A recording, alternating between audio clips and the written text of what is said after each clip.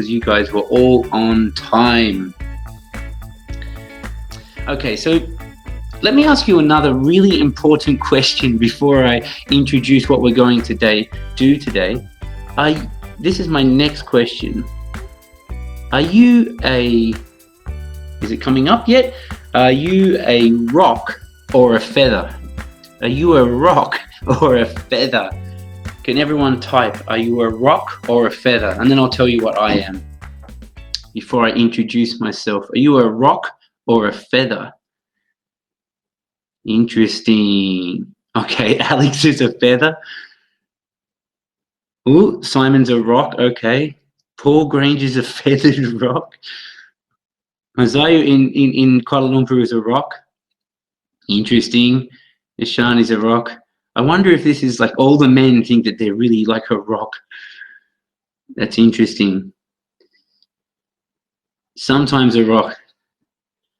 I wonder if people who are rocks are stubborn and tough.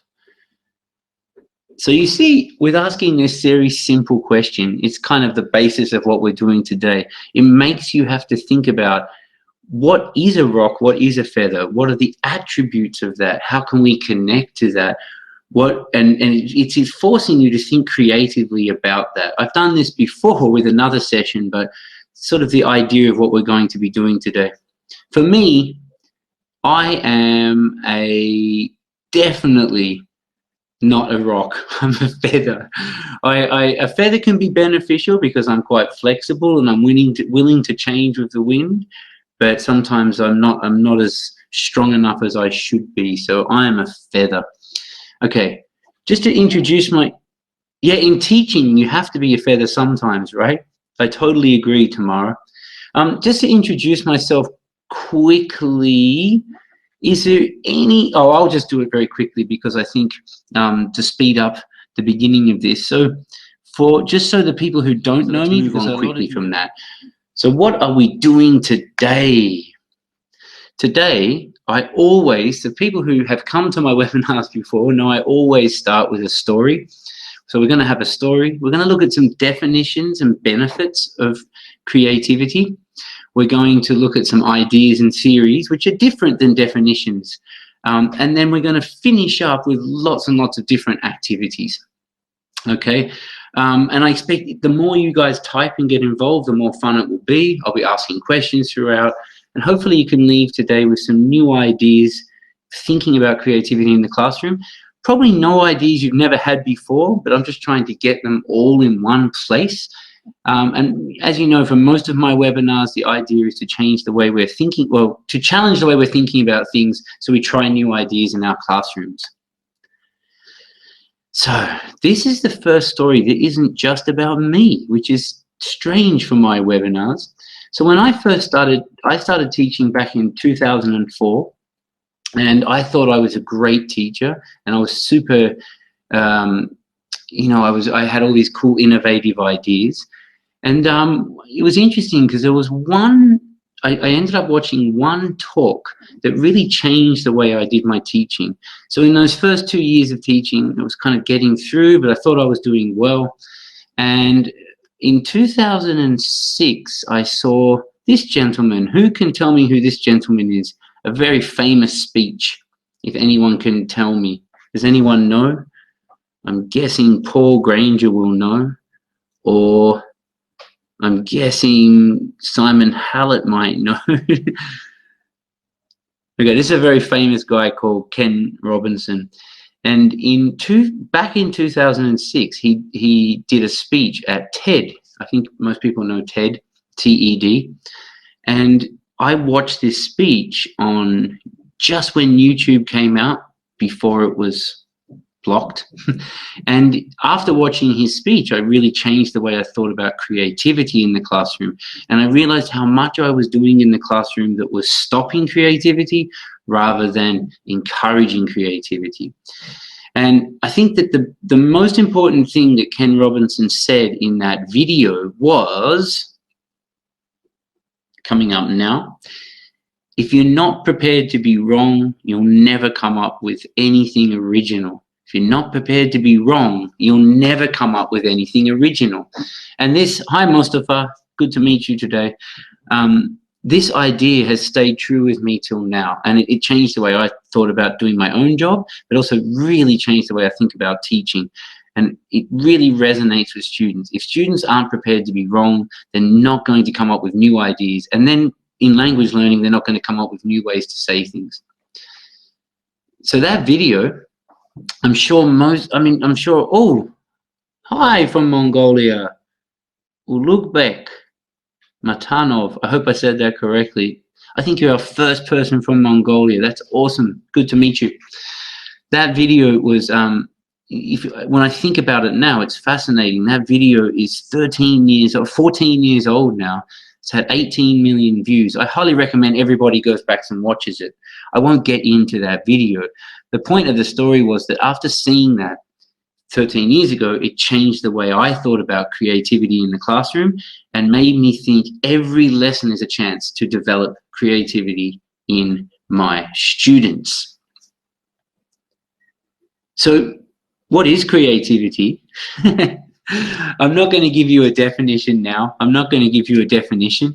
I'm going to give you a definition. I don't expect you to type one. Creativity, before I do this thing on what is creativity, let's just do one more creativity activity. There are 4 animals on the screen. 4 animals on the screen. Which is the odd one out? Which is the odd one out? You can type, which is the odd one out? Frog. I wonder why. Why do you say the frog? I wonder what Sarah says. Let's hear what Sarah Young has to say. Okay, lots of people saying the same thing. Okay, because it's an amphibian, maybe. Any other answers? Anyone else have a different answer than the frog? Okay, rhino, why? Alex, that's a very cool. Simon says the frog as well. Now, clearly, okay, let's see what everyone has to say. Amanda Jung, what are you going to say? Alex Lee, I'm interested to know. Okay, the lion, why? Paul, tell us why. Why is one the odd one out? So I think that just saying the frog is an amphibian is quite facing a different direction. Ooh, that was a good one. Yeah, it could be the lion is facing a different direction.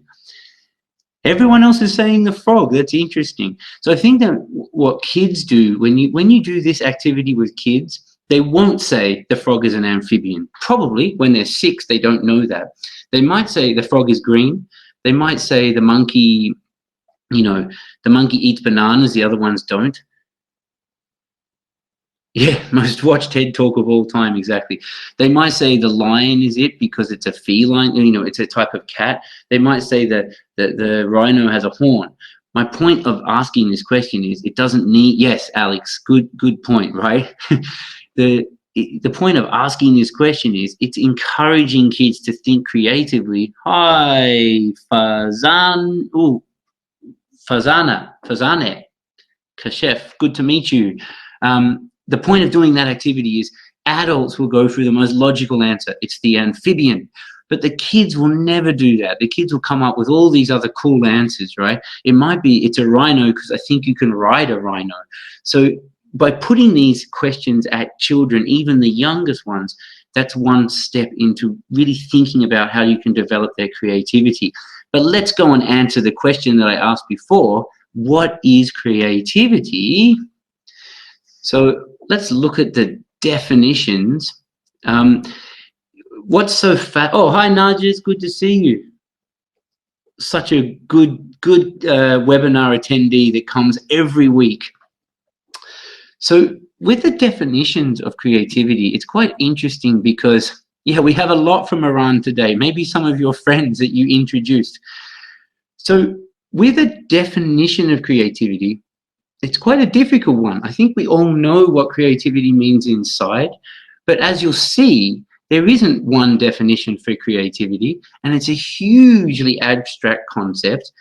So this idea that creativity is just one thing is not a good way to look at it. So let's look at some definitions on the next page. Lots of definitions here, right? You don't need to read them. Actually, let's just take 30 seconds and have a think. Which definition do you like? Just scan it very quickly. You don't need to read every word. You'll notice that there are different definitions from different places. So do you like number 1, number 2, number 3, sorry, number 4, or number 5? There's 5. Okay, you like number 3 because it was the easiest one to read, right? Okay, I think a lot of people will say 3 because it's the fastest to read, right? Okay, so my point of this was, okay, number 2, the ability to produce original and unusual ideas, right? Or to make something new. What you'll notice with these definitions, guys, is that they come from different places, right? So in dictionary.com, it's quite long, and then if you notice, Merriam-Webster comes from the Webster Dictionary, which is a US dictionary. Nice short definition, very American way to define things. Number 2 is Cambridge, and it's quite similar to the Oxford one. So the Oxford definition is it's to use a skill and imagination to produce something. Cambridge has the ability to produce something original. And Wikipedia, it comes from the people, so it's a little bit longer and has a broader definition. But I want to get rid of all those definitions for today because I think that they're too dry, right? That's not what we think about when we're encouraging creativity. We don't think about these long definitions. I want to talk about this idea. And this is what my favorite idea when it comes to creativity. And just something to think about. Has anyone heard of big C and little c creativity? Big C creativity and little c creativity. Well, if you haven't heard of it, let's have a look. So people often talk about this in psychology and education. Big C creativity, well, I'll explain. So people talk about this idea of little c, middle C, and big C, but really they talk about little c and big C. So big C creativity is the true innovation, completely unique ideas that revolutionize the world, right? These are huge, big ideas and big artworks and big songs and things that come out. Middle C might be, oh, Nargis, you can't hear me? Can anyone else not hear me?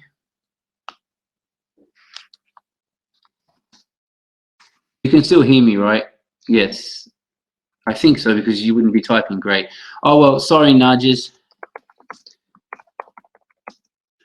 Might be connection. Sorry. Great. So middle C is this idea of it's bringing new ideas together and imagining new things. But what I'm most interested in today is this idea of little c. So little c is little c creativity are the hundreds, or it's slowing down, hundreds of choices that you make each day to go through the world. All these little creative choices that you make. And that's what I'm most interested in to talk about today. We can inspire our students with big C things. Big C things are things like, you know, the great movies of the world. Oh, sorry, Nargis. Things like Shakespeare and the great writers. Shakespeare is obviously a big C creative. He changed the way that we think about writing. You know, paintings like the Mona Lisa, which changed the way art was done. Songs like Bohemian Rhapsody, huge buildings, you know, architects are super creative. They thought about how can they build these mega buildings like the, I can't remember what this one is called, but the one in Dubai and this big one here in Shanghai, completely changing the way people thought about buildings. The Apple Mac and Steve Jobs, seen as one of the most creative people that ever lived, but that's all big C creativity. And that's not something that we can ever expect our students to be doing in our classrooms, right? So let's really have a look a little bit deeper at this idea of little c creativity. This kind of creativity involves children predicting, guessing, hypothesizing, and risk-taking. All these words which are related to language learning. Predicting, guessing, and hypothesizing and risk-taking are all essential skills to language learning, but also a part of creativity. It's also things like non-verbal skills, right? Using gestures and mimes, which are all part of communication. This definition comes from Carol Reed. Carol Reed is an author who writes for Macmillan Publishing. Another definition here, which I really, or another idea around creativity, is the idea that linguistic creativity in particular is so much part of learning and using language that we tend to take it for granted.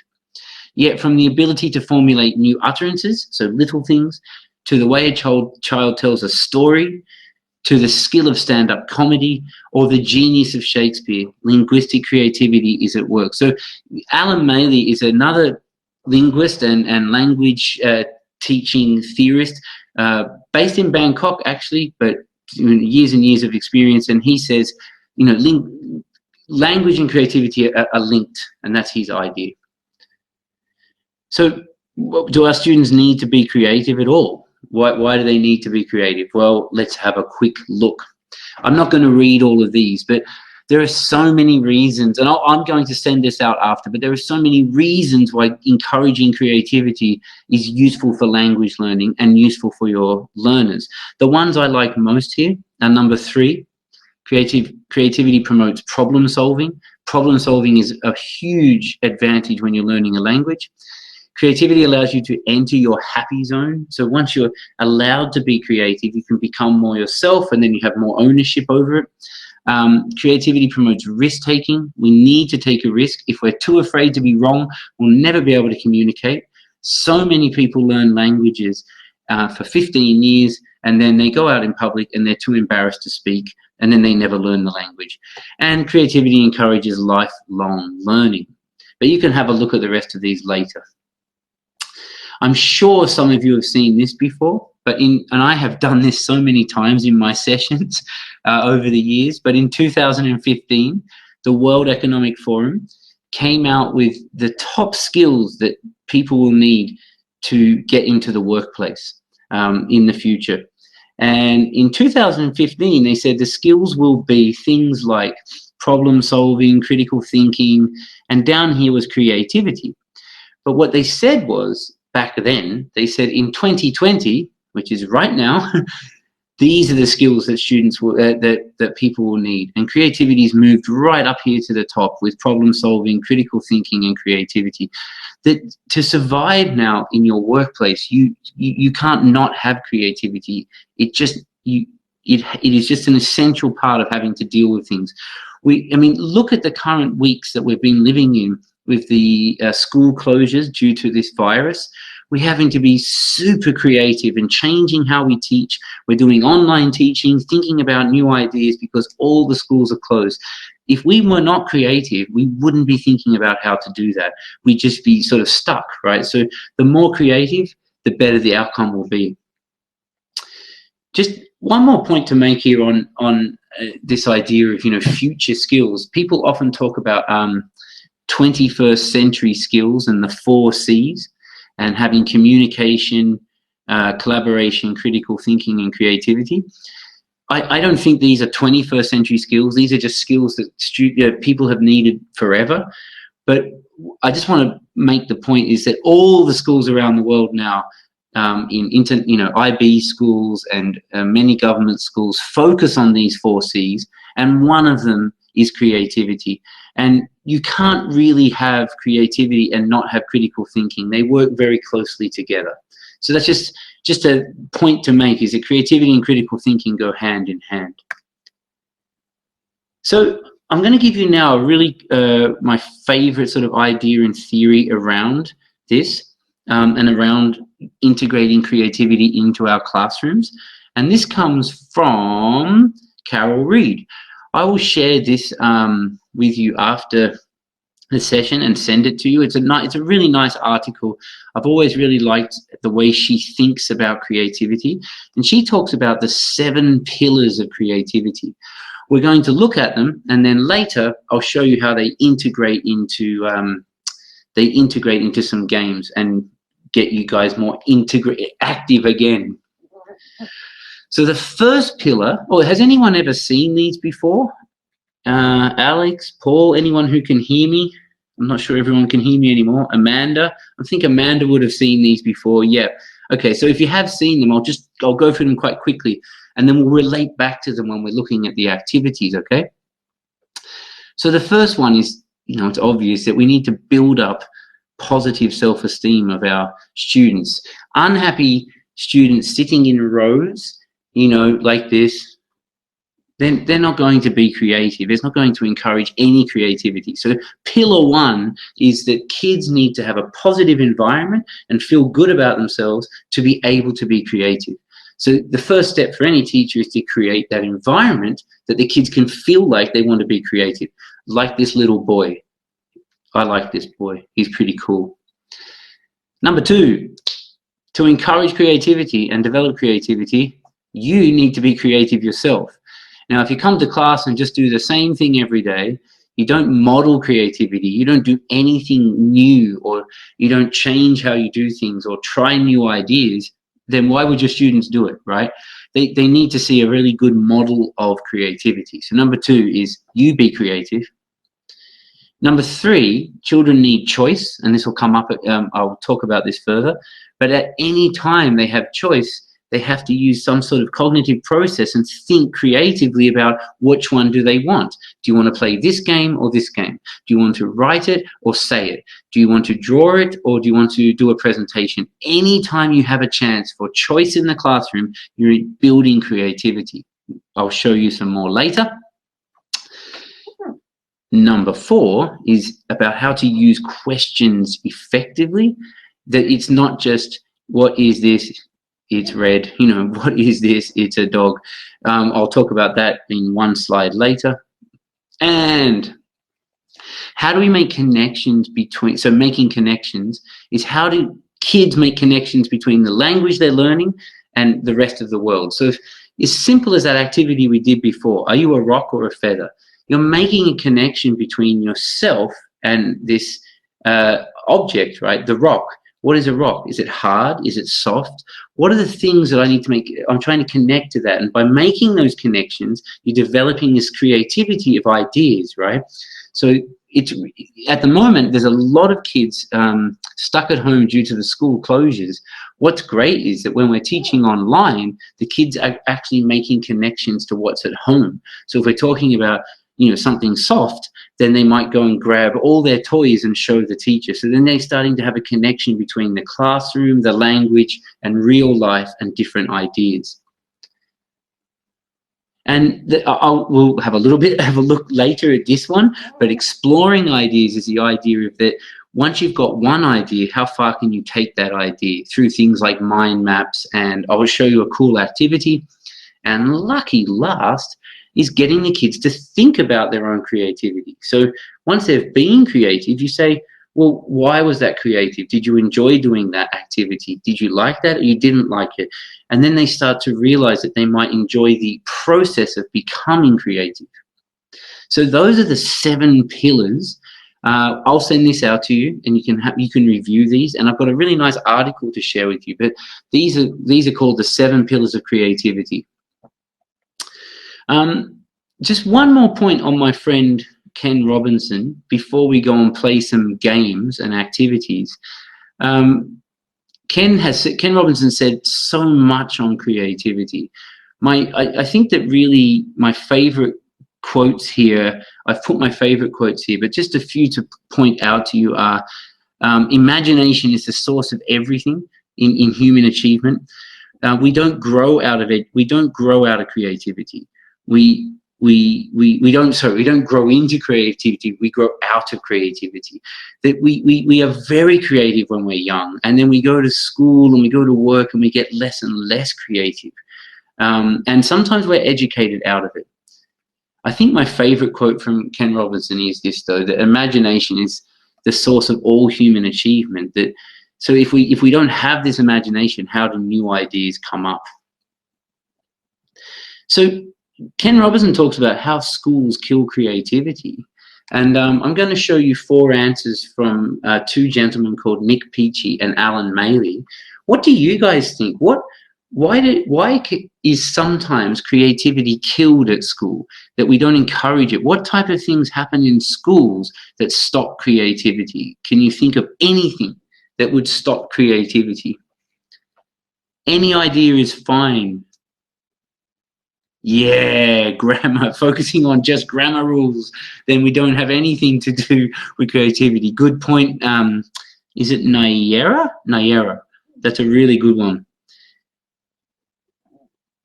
So what is killing? Yeah, comprehension. If you're just doing comprehension, oh, what's GTM? I need to learn something new here. Banaz, GTM, imagination is more important than knowledge. Yeah, I love that one, Paul. I really want to know what GTM is, Banaz. Comprehension questions don't encourage any creativity. They just say, read this and answer the question. There's no real room for thought there, is there? Yes, Naria, focusing on tests and grades. Oh, GTM, grammar translation, yeah. Grammar translation does nothing really for learning. It doesn't prove that you can speak English. It might be useful in a university, I'm not sure. Thank you. Yeah, GTM, right, grammar translation. Totally agree. Tests and grade. I mean, focusing on exams, and I'm based in China here, everything is focused on exams. There is no encouragement of creativity, really. And that's why when kids leave school, then they go into the workplace, they get shocked at how it is. Yeah, I totally agree, Banaz. Banaz, are you in Iran as well? And I'm really interested that in Iran that is the same. Yes, the course books. So my background is also from publishing as well, and a few people in this session today. And I think that publishers are one of the biggest issues when it comes to stifling creativity. So let me just show you 4 answers. These answers come from a very interesting paper put together by the British Council, and it was put together by Nick Peachy and Alan Maley, and it's I'll send that out as well as a PDF. But in this paper, they talk about 4 things that kill creativity. It's class size, so that's a huge one in China. We have classes that have 50 kids. There's no time for you to be an individual and think for yourself. You just follow, copy, and go. So class size is 1. Textbooks, you're right. Course books too, especially when it's one size fits all, right? If it's just, this is the course book and we have to finish the course book, and teachers don't necessarily have the skills to not be able to finish do anything else. So we're just focusing on one thing. And sadly, there are textbooks in schools now that were written in the 80s and keep getting published and rolled out again.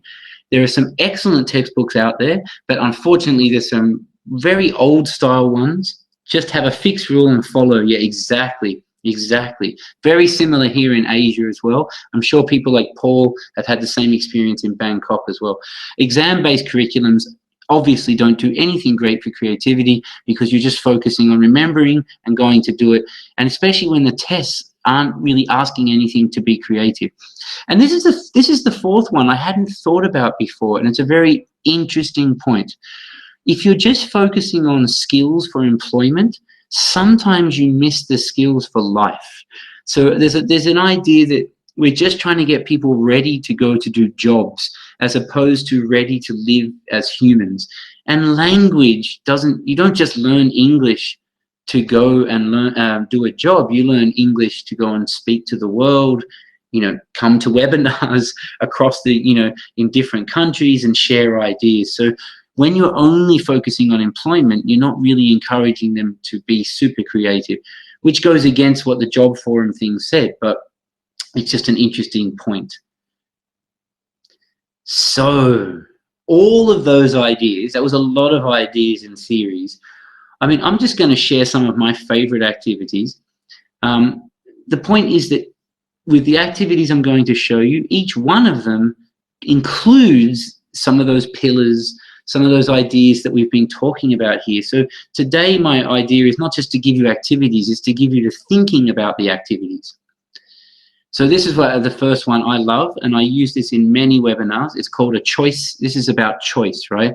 So every time you offer choice to a student, they have to think and be creative about what's the best way to do it, what do I want or I don't want. So this is called a choice menu. So maybe at the end of an activity, you can say to the students, okay, we can either draw it or act it out, or we're going to say, or we're going to do a test, or you're going to work alone, or do it as a whole class. But by giving them the choice, they can be more creative about how they want to come up with the final outcome of their work, right? And it works well with kids. Some kids might want to do a test, that's okay, but maybe they only want to draw it. So at the end of each lesson, you can cross off which one they've done, and then eventually they've done all the types, and at least they've had that chance to choose how they want to do it. Another really cool one is called the reward choice menu. So at you tell your class, if you're very well behaved today, or if you finish all your work, you can choose a reward. And what's nice is you get the kids to write down the rewards, so they become really creative about what they want to get. So here's one from a class where it's they can choose where they're going to sit for the day. They can have lunch with a teacher. I'm not sure all teachers want to do that, but they can do show and tell. They can have extra time in the computer lab, for example. They can go and read to another class. They can have lunch with another staff member. I mean, there's so many things here, choosing where they can stand in the line. But by giving them that choice, you're letting them be creative about what's the outcome of my good behavior. Letting them choose their friends, of course. In friendship grouping, doesn't always work. How they're going to manifest their outcomes, like is it a video, a presentation, how many sentences they're going to do. I mean, sometimes it's nice just to say to them, how many sentences can you achieve in this activity? Do you want to do 5 or 10? All of this helps develop learner autonomy as well. So I really love these. These are called choice menus. Adding choice to any part of the classroom will add creativity, because every time you make a choice, you have to think about it, which is good, which is bad, advantage, disadvantage. This is a really lovely story. I really like sharing this story with you guys. Sometimes you don't have to tell the kids how to play a certain activity. So I'm going to give you one example. Our company StudyCat works with a charity in Cambodia, and we provide language learning apps and language learning classroom material for the schools for a school in Cambodia that's very poor. And I was there recently, and I was playing this game. Yep. So we all know this game, right? You have to turn over the cards, and this is on the whiteboard, projected onto the whiteboard. So we played the game as a whole class, and you have to turn over the cards. So orange, orange, yellow, yellow, and when they match together, they get to keep the cards. But this is on the board, and then afterwards, we have donated some tablets to them, iPads. And I handed out the iPads, and I said, okay, in a group of 5, we're going to play the same game. So you can see the same game here. It's the matching game, right? It's the same game, and here it is here, the same game. What was most interesting was that each group played the game in a different way. So in this group, they all just played together. In this group, they played 3 versus 3, right? So they had 2 teams. And in this group, they went number 1, number 2, number 3, number 4, number 5, number 6. My point is that I didn't tell them what to do. I let them choose how they're going to play. And then they were creative in how they came up with what they're going to do. And because they were creative, they wanted to play for longer. So they still had the same outcome. They were learning the colors and learning how to say them and putting them into sentences. But what I gave them was the power to be able to do it in a creative way. And by giving them the creativity, they were more interested to keep doing it. So that's just a really nice way that you can integrate a tablet into the school. You can also help kids in groups come up with their own ways of doing things. This is another awesome one. I've been using these for years. You make dices. You've all seen a dice before, right? So here is a cutout. I'll share it with you. I like to make really big ones. Really, can you see me? Big ones, right? And then you make a dice, and then you just for anything. When you're telling a story, you could do it at the beginning of class or at the end. We're talking about, a monkey, and we roll the dice, and then it's where is the monkey? Okay. Or who is the monkey friends with? When?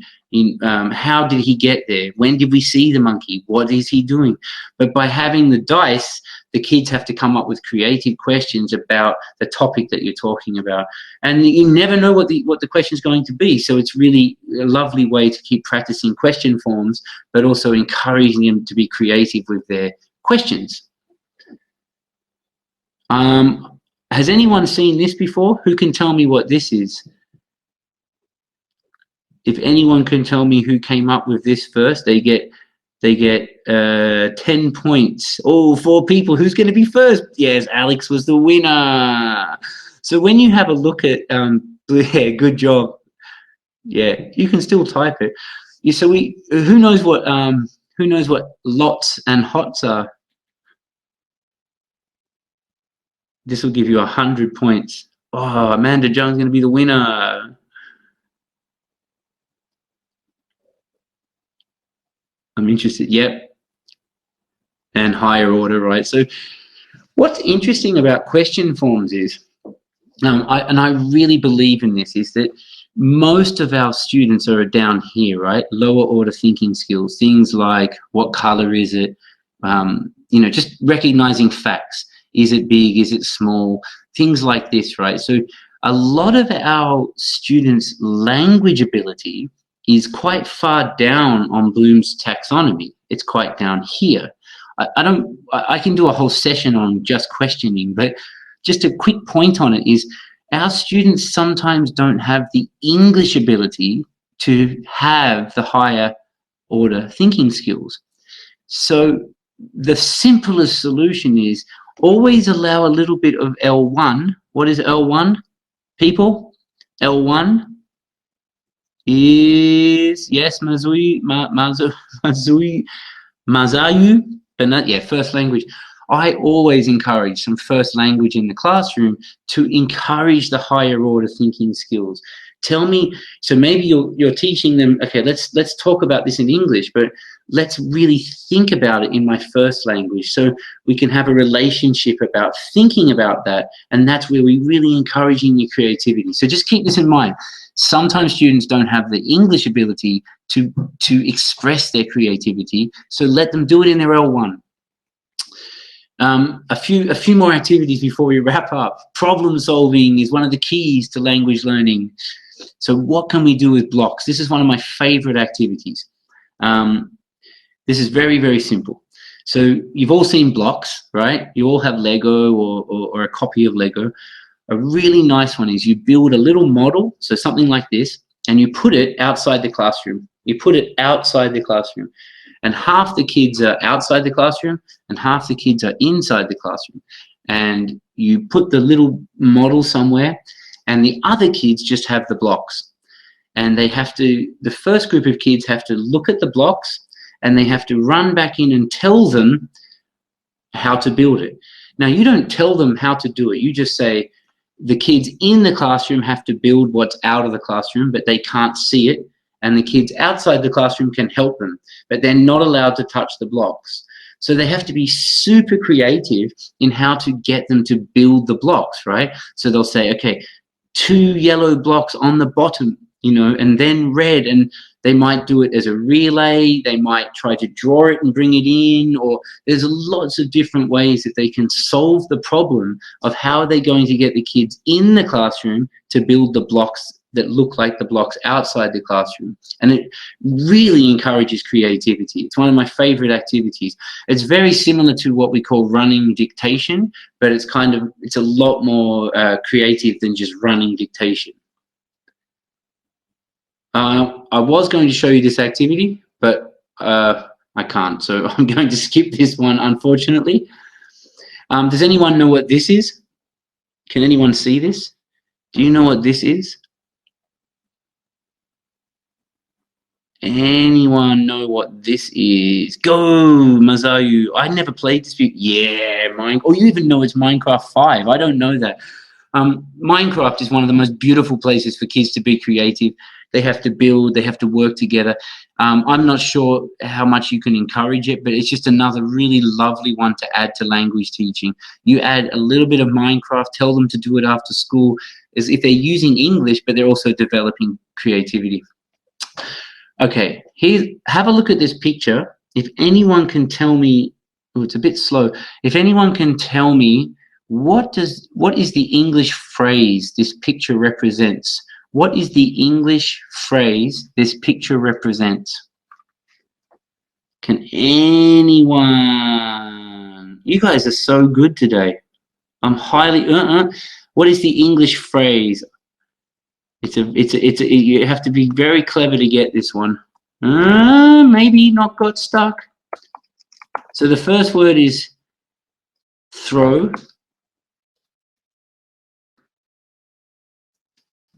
All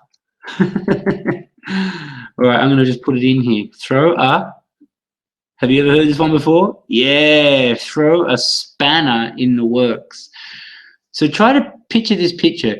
If I throw a spanner in these gears, this is a spanner. Oh, sorry. This is a spanner here. Oh, Josh. Sorry, guys. I'm just on the... If I throw a spanner, this is a spanner, in these gears, it's going to break the gears, right? Sometimes when you're in class, one of the best ways to encourage creativity is throw a spanner in the works. So, for example, I would go to class and change all the seating. So the kids walk in and all the seats are in different places. So they have to think, oh my God, where am I going to sit? I might say, okay, well, I've taken all the books out of class today. So what are we going to do? We have no books. We're going to have to create our own books. In the middle of a game, change the rules, because that's how life works, right? So by changing something very quickly that they're used to, changing a routine. Now we know young kids like routine, but sometimes just changing the routine, organized chaos, exactly, Paul. It forces them to have to rethink how we're going to do this today. You know, the teacher always makes us line up at the end of class. Well, today we're not doing it that way. We're going to do it a different way. So they've got to think differently. So it's called throwing a spanner in the works. Okay, back to you guys. This is an old English game, but you know, 3 truths and a lie. If you get your kids to come up, I have 4 things written on this. It should be 2 truths and a lie, but which one do you think is a lie? So number 1, I've been to 32 countries. Number 2, I used to live in Papua New Guinea. Number 3, my favorite food is tofu. Or number 4, I've never had a driving license. Which one is a lie? Yeah, call my bluff, exactly. It's such a great one for creativity, Nayera, because, who said 2, 2, 2? 4? No, not 4.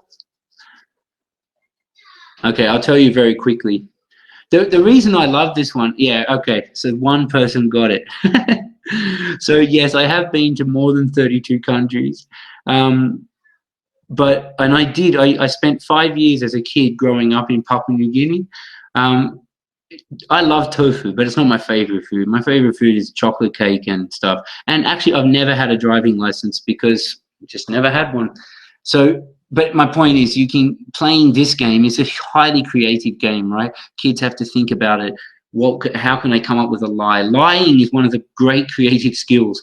My daughter can attest to that. Okay, a few more to go and then we'll be done. This one's a great one. This one's just called, what can you see? What can you smell? What can you hear? Now, most of the time when you're doing reading activities, we just say, what can you see? I can see something. But let's be creative and think about what can we smell and what can we hear. So let's look at this picture. This picture, is it up? It's so slow on coming up, isn't it? There we go. In this picture, we can see lots of children, but that's not very interesting. I can see trees. But what can you smell? What can you smell? Tell me, what can you smell? Anything. Yeah. What else can you smell besides the grass? Something different.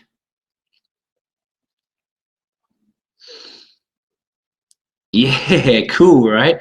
So now you're getting your kids to be, I love doing this one. Ask them, show a picture and just say, what can you smell? And then they've got to really think like, oh, and they're making that connection between what does it smell like? And they've got to think back and pull memory. Yeah, sweet. Yeah, sweat. Sweat's a great one. Who said sweat? Yeah, very good, Sarah Young. And the other one is, what can you hear? What can you hear? I'm listening. And I always say to my kids, what can you hear? And when we're reading books, we're really listening to what we can hear as well. Yeah, laughter, right? And then all these new words start coming out. They might ask you, how do you say this word? Ah, birds. I didn't even think about birds. Can you hear the wind? Children laughing? Maybe there's some children fighting. Who knows? I can hear whispering down here. All the kids are whispering, right? So really, yeah, the sound of cars. Maybe there's some cars driving past, right?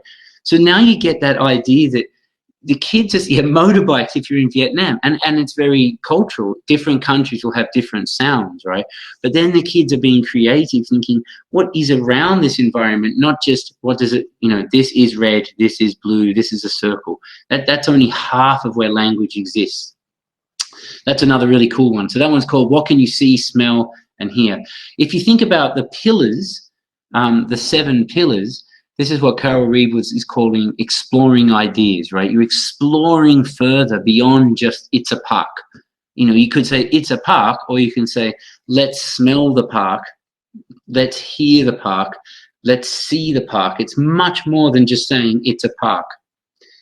Then we come to, mind mapping is a very classic one. I don't think that's come up on your screen yet. Yeah, so every time we do a park or we do anything, we can get kids to make mind maps and collaborate together. Another very simple one, but that's again one of the pillars: exploring ideas and making connections. Does anyone know who this is? There are no Australians in here today. It's a little bit slow coming up, I've noticed. If you can guess who this is, I promise I will send you. Oh, does Paul Granger know who this is? Pencil Boy, no. This is a very famous character from when I was young called Mr. Squiggle. Mr. Squiggle. Mr. Squiggle has a pencil on his nose, and he has the coolest activities you can do for creativity. So a really simple one you can do in class is you just draw these simple things on the board, and you tell the kids, you need to create your own picture out of these pictures, right? So you just draw some simple things on the board, and then you say, create a picture. So here's one I did earlier. These were the pictures, and this is what the students drew. It's very slow. Sorry.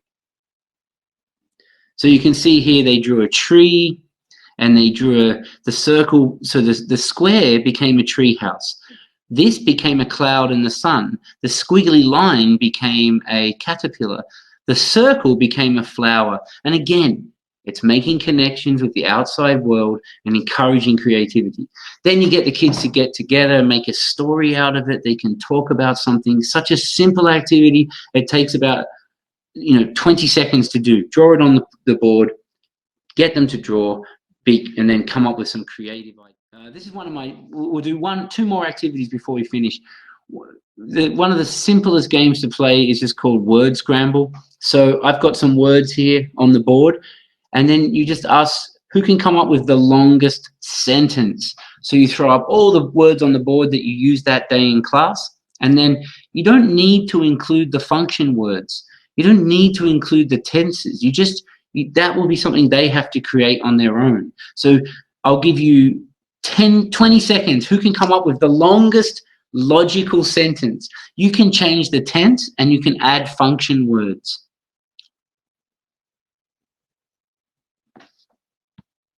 There might be a prize. I'm going to do one myself. The monkeys. You guys go. I'm really interested to see who can come up with the funniest one or the longest one. Jumped and danced on the elephant who was eating jelly, red jelly. That's my one. I want to hear yours.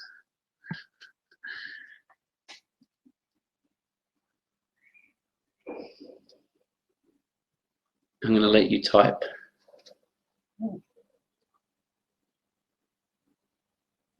Everyone is typing. I'm very proud of Iran today. Elephants dance on tables while eating red jelly, and monkeys swinging side by side on the trees having apples. Yeah, exactly, right? So you get kids to get together. I like to do it in groups of 3. And you say, okay, now I want you to write the longest sentence you can from today. And then what they do is they start adding in, you know, maybe the past tense, or they're adding in the present continuous, but that's okay. Let them be creative of how they're going to do it. And then they share the ideas around. And then they have to correct each other doing that, okay?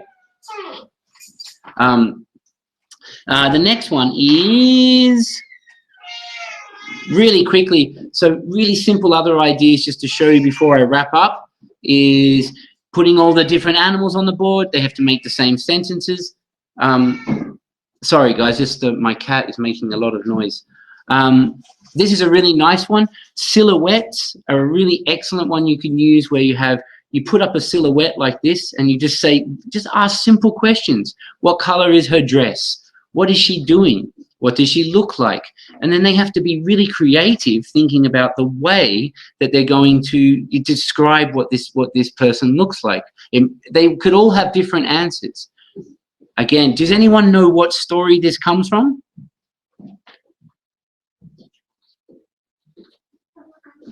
Yeah, Alice in Wonderland, right? So I love using these types of silhouettes. You can always just type it in, silhouettes, right? Oh, I love your ones. The monkeys were eating elephants with apples while they were dancing and jumping on tables. But with the silhouettes, it just gives the kids some way they have to sort of think about, what is this? It's a rabbit. What's he wearing? What does it look like? What's the relationship between them? Yeah, no worries. Sorry about the poor connection. Just 2 more to wrap up, okay? Because I've been going through so many. I didn't realize how many I had here. This is the last one we'll do today.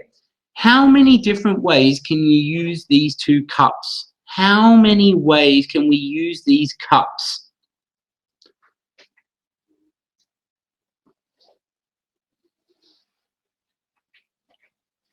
Just anything, and then I'll give you my list. And I want to highlight, yeah, unlimited, right? I just want to show you quickly, because I know that there's thousands of answers, right? The point is, coming into class with something as simple as a paper cup, and then asking them, come up with as many ways to use this as possible. Yeah, no worries. Sorry, Alex. It's running a little bit later. I'm not usually this long. So, for example, having 2 cups could just be for drinking, a hat, an ear protector, string, phone, tracing circles, etc. So guys, I'm just going to wrap up. I'm not going to go through these. I'm going to send them to you. Little other ideas that you can have are things like when you do roll call, rather than saying present or here, they have to say an animal, for example. So Alex, elephant, John, chicken, you know, rather than having to just do the same thing every day, change the way you do your roll call. Another excellent one is tickets out the door. But guys, we're running out of time, so I'll send you these and share them all with you. When you're doing lining up, don't just say line up from tallest to shortest, anything to change the way you do things. Just a few. Always integrate creativity into all of your activities in class. Like they said, with the 7 pillars, make it part of the class. If you use your imagination and come up with new ideas, the kids will come up with new ideas. Think about the little C for creativity. It's things that they do every day, every single action. It's not just doing a painting or doing a drawing or having a dance. It's every little tiny thing that they do is part of giving them a chance to develop creativity. Be a model for creativity. So you have to have your own imagination, but also show cool and fun and creative ideas. And lastly, and most importantly, encouraging mistakes is one of the best ways to develop creativity, because I will send it to you. Because if you're not prepared to be wrong, as Ken Robinson said, he can have the last word today. You'll never come up with anything original. So guys, just remember, that's everything. I know that was a lot, and I usually don't spend an hour. It's usually 45 minutes, but there was so much content today. remember, check out studycat.com. You can check out our classroom content there and download some free trials of that. You can join the StudyCat Club, which gives you access. It's so slow, this connection today. It's very, the StudyCat Club will let you download everything. You can download all. I will email this content to you, but you can go back, and if you join the StudyCat Club, you can download all the last webinars, watch them all. There's so much content in there for you to share. Inside the StudyCat Club, there's also all these worksheets, activities, blog articles, etc. And remember, next week's webinar is on flipping classroom. So it's about how do you get kids to learn more out of the classroom so they can be better in the classroom. And it's going to be really focused around a language learning app that helps you do that. So please, please, please sign up for the next one. It's going to be a big one. We're getting a lot of people from around the world. And check us out on studycat.com/schools. So I'll see you all next week. I will email you all this content. Tell all your friends. Share everything, and thank you very much. You're all amazing, and be creative. There was just too much content today, guys, so I apologize. So I'll share it with you so you can have a better look at it, okay? Thank you, Sarah. Thank you, Fazena. Thank you, Tamara. Always good to see you. Thank you, Naima. Thank you, Elise. Oh, I didn't see you today, Alicia. Thank you, Masood. I'm so happy that we're building a following in Iran. And Najas, if you're still there, bye-bye. Thank you, guys. Thank you, Fazena. Oh, I hope I'm getting it right. Thank you, Sarah Young. All right. Check your emails later tonight, and I hope to see you next week. Peace.